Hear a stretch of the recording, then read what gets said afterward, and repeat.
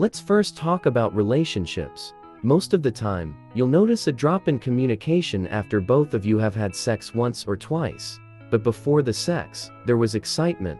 Both of you would call each other every day and every minute, and typically, the man does more of the reaching out. Then he hits once, twice, and thrice. All of a sudden, his calls start to drop.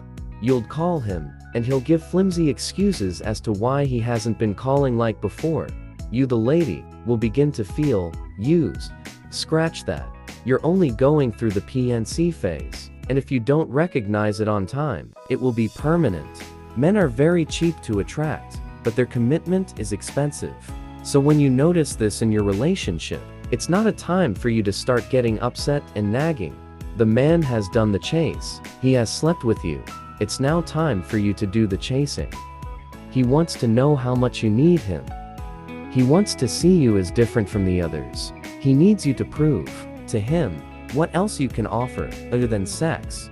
He'll be studying you. You shouldn't relent or think he is just one of those men. In the morning, send him a text or chat.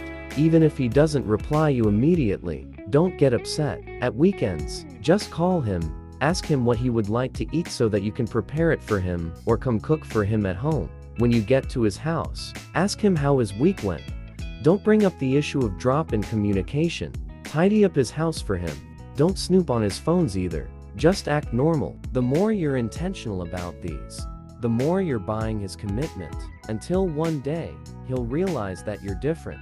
Then both of you can start cohabiting at intervals. During cohabitation, you'll notice that sometimes, both of you can stay quiet for hours without talking to each other. It doesn't mean that your relationship is getting boring. It just means that both of you are getting used to staying together without feeling the need to be talking to each other all the time. You must recognize this phase in your relationship. Otherwise, when you get married, you will think your romantic life is dead.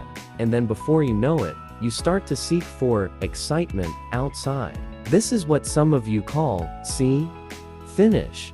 And this is why some of you are against cohabitation in relationships. My wife and I can be in the house for hours, and we are not having conversations with each other, even when the kids are not around. Does it mean that we have grown tired of each other? No, we're just too used to each other, and we know that we have both come a long way. If both of you succeed in relationship and you get married, you'll experience this disconnection within your first 5 years. If both of you don't handle it with maturity, you'll start to regret marrying each other.